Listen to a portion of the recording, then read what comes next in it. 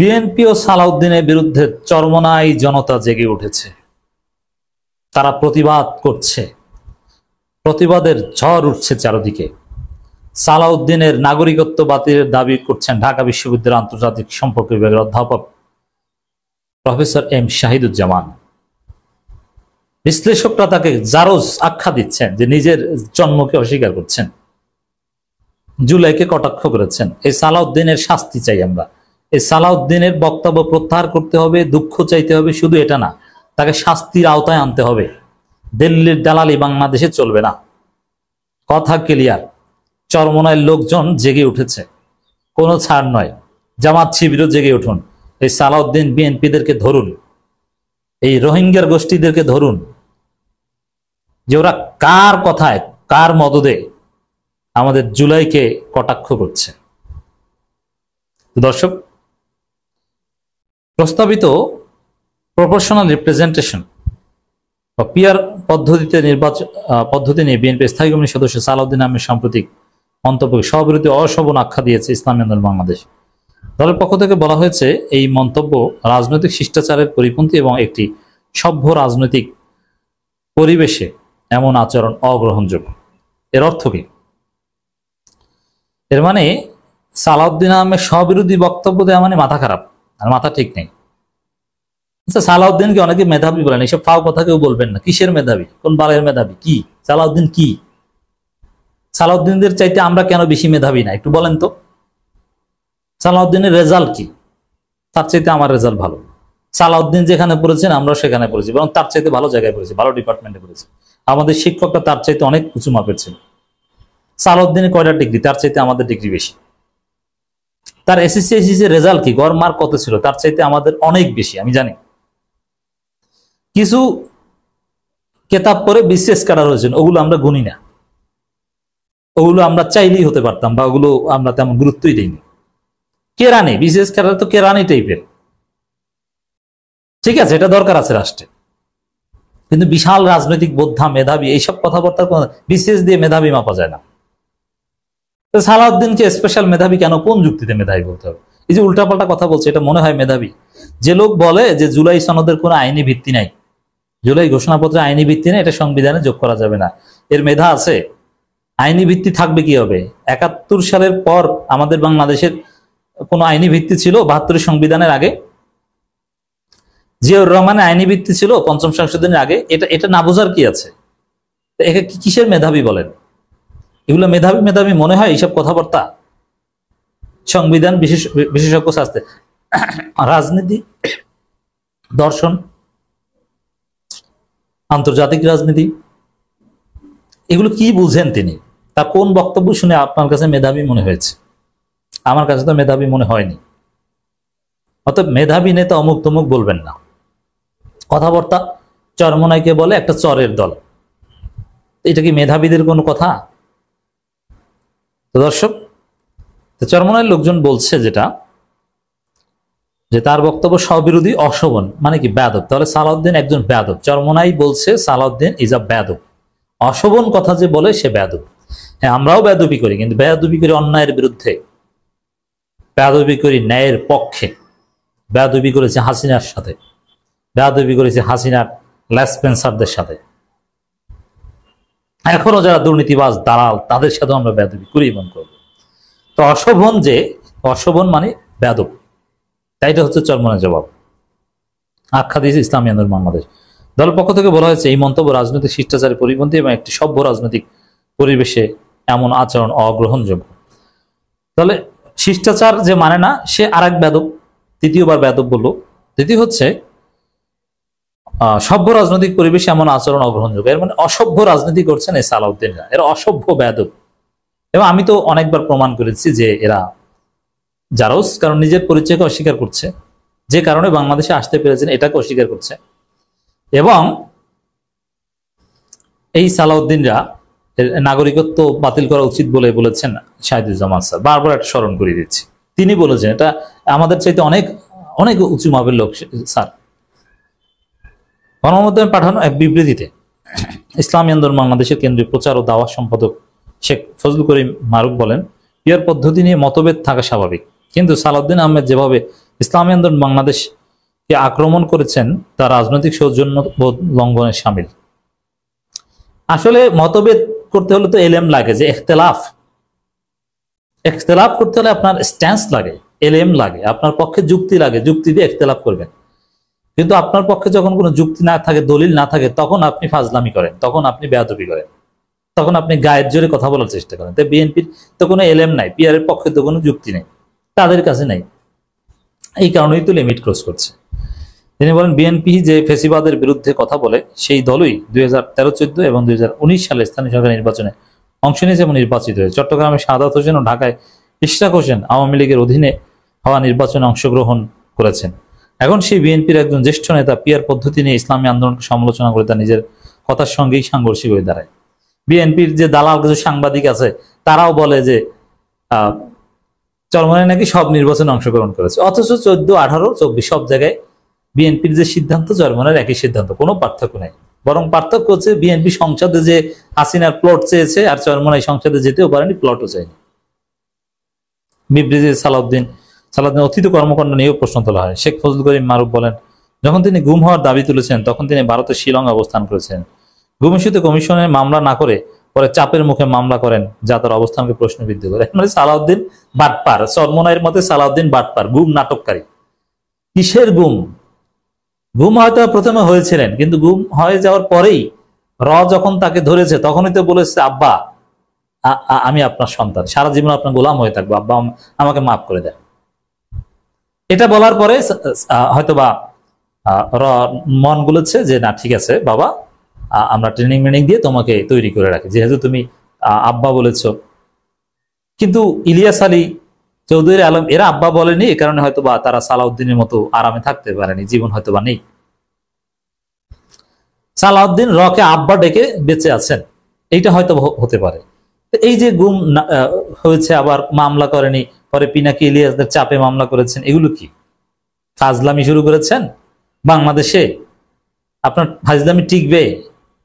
আপনার রাজনীতি জামাত চরমনাই খেয়ে দিবে।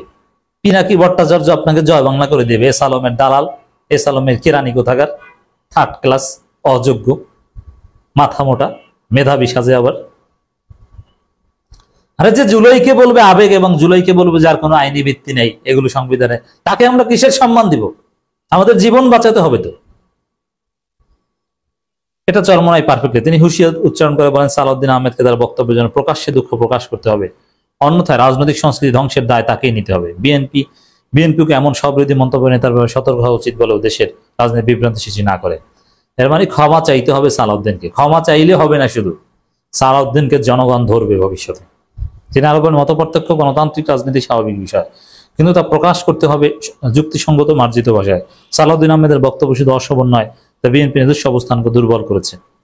বিবৃতি শেষে তিনি বলেন, যদি সত্যিকার অর্থে একটি নতুন সভ্য বাংলাদেশ গড়তে চাই, তাহলে পুরনো অসভ্য রাজনৈতিক চর্চা থেকে বের হয়ে যুক্তি নির্ভর আলোচনা, দ্বিমতের সংস্কৃতি গড়ে তুলতে হবে। এর মানে সালাউদ্দিনকে ধুয়ে দিয়েছে চরমনাই, অসভ্য বর্বর বলেছে। রাজনীতির চলমান অনিশ্চয়তার মধ্যে আবারও আসনাদ, শারজিস, নাহিদরা রাজনীতির মোড় ঘুরিয়ে দিচ্ছেন, রাজনীতির হিসাব নিকাশ পাল্টে দিচ্ছেন। দর্শক, আপনারা জানেন কি না জানি না, যারা জানেন না তাদের অবগতির জন্য জানাচ্ছি, জুলাই আগস্ট বাংলাদেশের রাজনীতিতে আমরা কালো মেঘ দেখতে পাচ্ছি, আবার সে অনিশ্চয়তা। আমরা হাসিনার পতন ঘটিয়েছি, অবশ্যই এটা একটা অ্যাডভান্সমেন্ট, কিন্তু আবার রাজনীতি সেই পুরনো বৃত্তে আটকে যাচ্ছে। হতাশার খবর চারদিকে। জুলাই সনদ হচ্ছে না, ঐক্যমত হচ্ছে না, ঐক্যমতের ভিত্তিতে নির্বাচন কিছুই হচ্ছে না। তাহলে কি হবে? সে আগের মতো যে যেভাবে জোর করে খেতে পারে। চাঁদাবাজি চলছে, সন্ত্রাসী চলছে, হত্যার রাজনীতি চলছে। ইউনূস কখন চলে যাবেন তিনি দিন গুনছেন।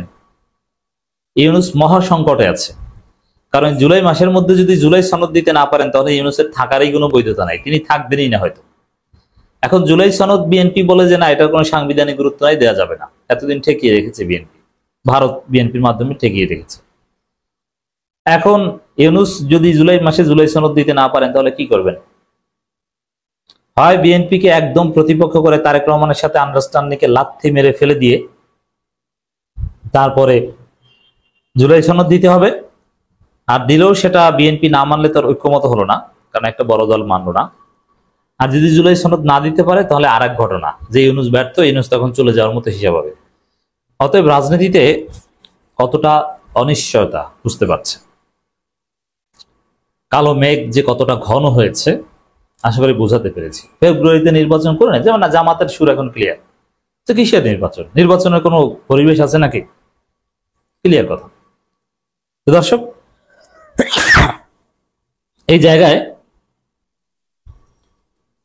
হাসনাত, সার্জিস, নাহিদরা আবারও রাজনীতিতে মাঠে নেমেছেন। তারা যে বার্তা দিচ্ছেন ধারাবাহিকভাবে, এই বার্তা স্পষ্ট যে আবার তারুণ্য রাজপথে নামছে, আবারও তারা প্রয়োজনে জীবন দিবে, তারা আরেকটা বিপ্লব করবে। তাদের বার্তা স্পষ্ট যে ঐক্যমত্য কমিশন আলাপ আলোচনার মাধ্যমে কোনো সমাধান হচ্ছে না, নির্বাচনের মাধ্যমে দেশে কোনো পিসফুল ট্রানজিশন হচ্ছে না, এটা অনেক দূরের বিষয়। আপাতত এই সংবিধান লাথি দিয়ে ফেলে দিতে হবে, চুপ্পুকে সরাতে হবে, যেটা 3 আগস্ট আপনারা দেখবেন কি ঘটে। 3, 4, 5 আগস্টের মধ্যেই চুপ্পুর জয় বাংলা। সেনাবাহিনী সংস্কারের প্রশ্ন আসবে, এই সংবিধান বাংলাদেশে থাকবে না। জুলাই সনদ মাঠে ছাত্র জনতা বাস্তবায়ন করবে, ঘোষণা দিবে। এর মানে ওটার উপর ভিত্তি করে বিপ্লব হবে, সেই বিপ্লবের উপর ভিত্তি করে জুলাই সনদের উপর ভিত্তি করে নতুন কোন সরকার শপথ নেবে, এটাও হতে পারে। যেমন 3 তারিখ ছাত্র জনতা যে জুলাই সনদ ঘোষণা করবে, ওইটার উপর ভিত্তি করেই হবে আগামী দিনের রাজনীতি। জামাত চরমনাই এটা মেনে নিবে এবং ইউনূসকে ওই জুলাই সনদের ভিত্তিতে হয় শপথ নিতে হবে, চুপ্পুকে লাথি মেরে নতুন ভাবে।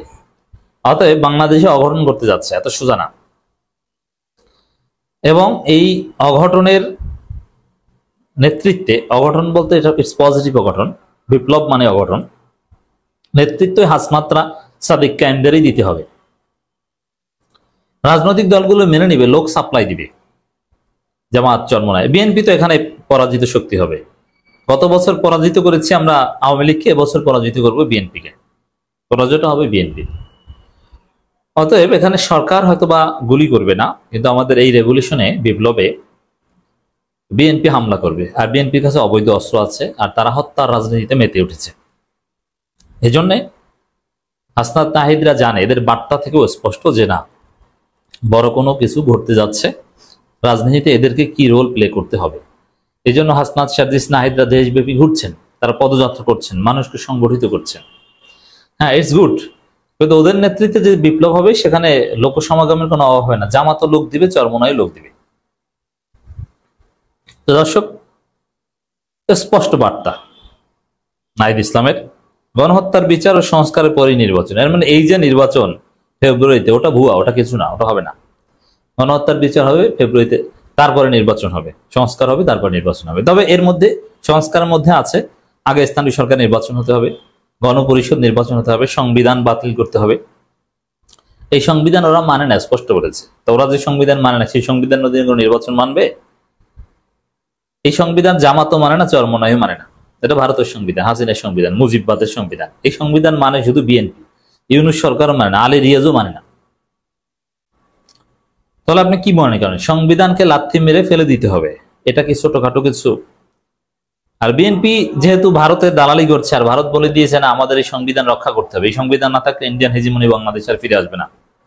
অতএব বিএনপি মরণপণ এই বালের সংবিধান রক্ষার চেষ্টা করবে। জাতীয় নাগরিক পার্টির আহ্বায়ক নাহিদ ইসলাম বলেছেন, যারা গণহত্যা করেছে আমরা তাদের বিচার করব। এ বাংলার মাটিতে শেখ হাসিনা সহ আওয়ামী লীগ ও যেসব পুলিশরা গুলি চালিয়ে আমাদের ভাইদের মেরেছে, আমরা তার বিচার নিশ্চিত করব। বিচার ও সংস্কারের পরে নির্বাচন। তারা বলছে বিচার দেরি হবে, কিন্তু বিচার শুরু করতে হবে, বিচার দৃশ্যমান হতে হবে, এবং যে সরকারই আসুক না কেন এই বিচারে কেউ হাত দিতে পারবে না। এখন এই বিচারে কেউ হাত দিতে পারবে না, এই বিষয়গুলো নিশ্চিত করতে হলে জুলাই সনদ সংবিধানে যোগ করা লাগবে। নতুন সংবিধান করে সেখানে জুলাই সনদ ইনক্লুড করতে হবে, জুলাইয়ের উপর ভিত্তি করে সংবিধান রচনা করতে হবে। এই জন্যই অনেক পথ পাড়ি দিতে হবে। তো দর্শক, আচ্ছা হিসাব পেলে, অথচ বিএনপির হিসাব কি? বিএনপির হিসাব হচ্ছে না কিসের বিচার? পুলিশ টুলিশ কারো বিচার করা যাবে না। সবাইকে আশ্বাস দিয়েছে, আরে তোমরা যারা জুলাইতে গুলি টুলি করেছো আর বাদ, কিছু না। বিএনপি তো দলীয়ভাবে কোনো আন্দোলন করেনি জুলাইতে, তাদের স্টেক হোল্ডার্স নাই। বিএনপির অসংখ্য কর্মী আন্দোলন করেছে, অনেকে জীবন দিয়েছে, কিন্তু দলীয়ভাবে বিএনপির কোনো স্টেক নেই। আপনারা দেখেছেন কোথাও যে বিএনপি দলীয়ভাবে জুলাইতে আন্দোলন করেছে? একদিন একটা গায়েবানা জানাজা কর্মসূচি দিয়েছিল, বাইতুল মোকাররমে যেতেই পারেনি। তার মানে বিএনপি কোনো আন্দোলন করেনি জুলাইতে, কর্মীরা করেছে। আর শিবির যেটা করেছে সেটা নিয়ে মহাকাব্য রচিত হতে পারে, মহা উপাখ্যান রচিত হতে পারে। এটা সিরিজ, বলিউড হলিউড সিরিজ হতে পারে। এটা অন্য কেউ করলে হলিউডের রোমাঞ্চকর সিনেমা হতো, এবং সেটা ধারাবাহিক। শিবির কিভাবে গোয়েন্দাগিরি করে গত 15 বছর কিভাবে পরিচয় লুকিয়ে হাসিনাকে ঘোল খাওয়ি শেষ পর্যন্ত হাসিনাকে জয় বাংলা করেছে, কিভাবে শিবিরের ছেলেরা ছাত্রলীগে যোগ দিয়েছিল, তারপরে কিভাবে ছাত্রলীগকে জয় বাংলা করেছে। এটা একটা মহা বীরত্বের মহা ইতিহাস। আর এটাকে পাগল ছাগলরা বলছে লুঙ্গির নিচে থাকা গোপন রাজনীতি। আরে পাগল, এইটা হচ্ছে মহান রাজনীতি। শিবির টাকা খরচ করলে হলিউড সিনেমা বানানো যায় এটা নিয়ে। ইতিহাসে এটা এভাবেই আসবে যে শিবিরের এই বীরত্ব, এই গোয়েন্দাগিরি, এই গোপন রাজনীতি, এটার একটা আউটকাম হচ্ছে হাসিনার পতন।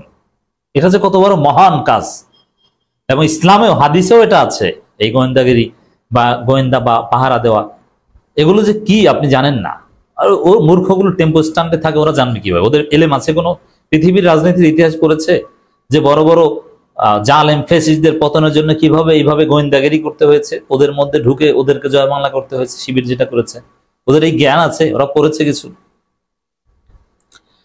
তো দর্শক, নাহিদ ইসলামরা দেশব্যাপী ঘুরে যে বার্তা দিচ্ছে যে এইগুলো করতে হবে। জুলাই ঘোষণাপত্র সংস্কারের বিষয়ে এনসিপির আহ্বায়ক এই শহীদ পরিবার যারা আছে তাদের রাজনৈতিক, সামাজিক, অর্থনৈতিক নিরাপত্তা ব্যবস্থা সরকারকে করতে হবে। শুধু এই সরকার না, এই সরকার ক্ষমতায় যারাই ক্ষমতায় এটা করতে হবে। জুলাই ঘোষণাপত্রের কথা বলছি, জুলাই ঘোষণাপত্র ছাড়া কিছুই হবে না, এটা সংবিধানে যুক্ত করতে হবে। যে হিসাব স্পষ্ট যে আসলে এগুলো স্বাভাবিকভাবে হবে না। রাজনীতিতে অনিশ্চয়তার মধ্যে আবার আর একটা বিপ্লব এই হাসনাত সাদিককে আমরা ঘটাবে, ফরহাদরা ঘটাবে, ঘটাতে হবে অনিবার্য।